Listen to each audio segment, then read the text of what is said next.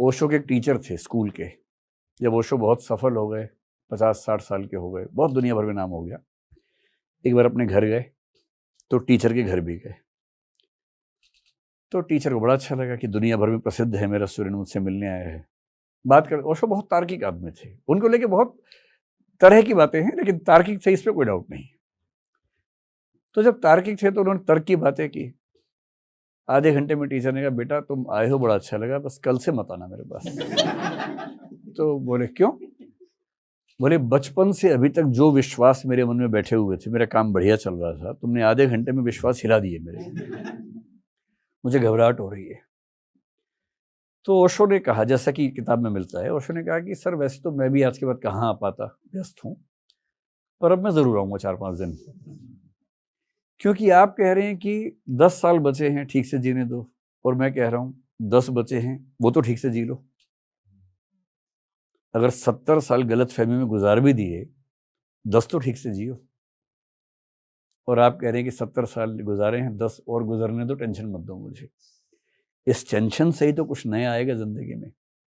ऐसा हो सकता है कि 55 की उम्र में, 50 की उम्र में दो लोग जब अलग हों तो ट्रॉमा तो बहुत बड़ा होता ही है। तलाक कोई मजाक थोड़ा है, बहुत बड़ा ट्रॉमा होता है, आसान नहीं होता है।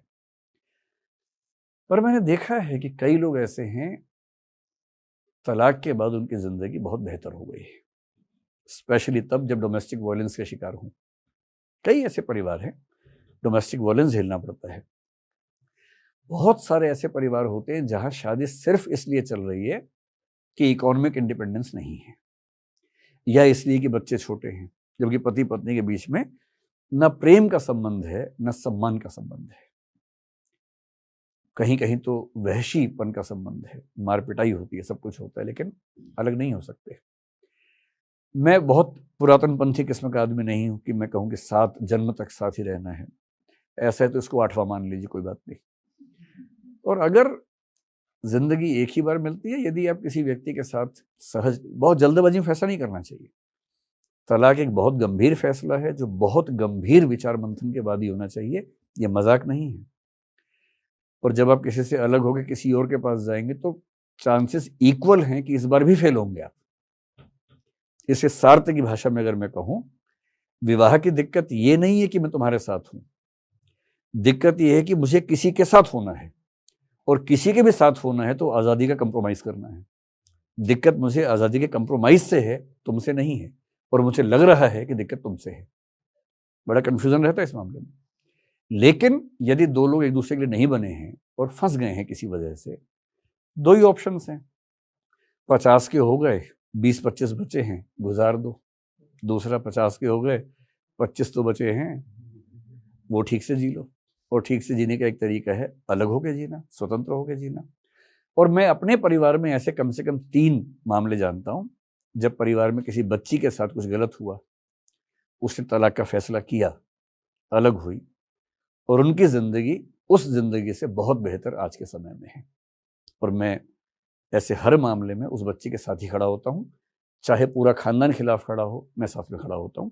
बस मुझे ये भरोसा हो कि जेन्युइन रीजंस हैं, ये हंसी मजाक नहीं चल रहा है कि चलो तलाक तलाक खेलते हैं, ऐसा नहीं चल रहा है। सीरियस सिचुएशन है तो उसका साथ देना ही चाहिए, और मैं तो हमेशा देता हूं। इसलिए डरना नहीं है, और डर केवल इस चीज का होता है कि इसके बाद क्या होगा।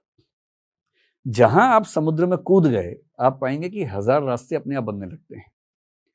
तो रास्ते बनते हैं तो फिर ये मजा भी तो आता है कि मैं अपने पैर पे खड़ी हूं, मैं अपना काम कर रही हूं, अपनी आजीविका खुद चला पा रही हूं, मैं किसी का एहसान लेके जिंदा नहीं हूं।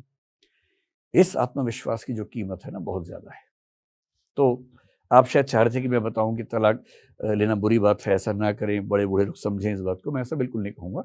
मैं कहूंगा कि बहुत ज़रूरी परिस्थितियां हैं तो आगे बढ़ें, बहुत ना सोचें, लेकिन मजाक में ना करें, क्योंकि ये सच में पूरे परिवार को डिस्टर्ब करने वाला मामला होता है। लेकिन अगर स्थितियां बहुत खराब हैं तो हर व्यक्ति की जिम्मेदारी अपने प्रति भी तो है। मैं अपनी पूरी जिंदगी दांव पर लगा दूं सिर्फ इसलिए कि लोग अच्छा सोचे मेरे बारे में, इससे बढ़िया कि लोग 4 गालियां दे लें और मैं अपनी जिंदगी ठीक करने की कोशिश कर लूं। तो मैं तो इस पक्ष में।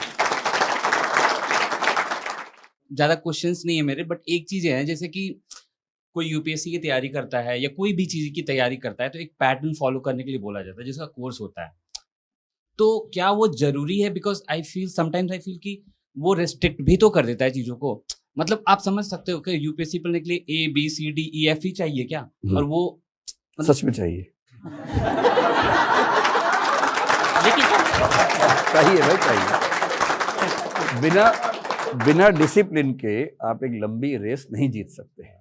और डिसिप्लिन जब भी होगा आपकी फ्रीडम को कम करेगा। और डिसिप्लिन तो चाहिए ना उसके लिए, एक लंबी रेस को जीतने के लिए। उसके बिना कैसे होगा? सर आपकी लाइफ का ना सबसे प्राउड मोमेंट कौन सा है जिसमें आप सबसे ज़्यादा प्राउड फील करते हो, और उसकी वजह क्या है? असल में जैसे ही गर्व होने लगता है मुझे याद आता है ऐसे मेरी कोई भूमिका नहीं है। तो फिर मुझे सच में अभी याद नहीं आ रहा। आप चाहे तो इसी को मान लीजिए, जो स्टॉक्स ने मुझे बुलाया तो इसी को मान लीजिए प्राउड मोमेंट।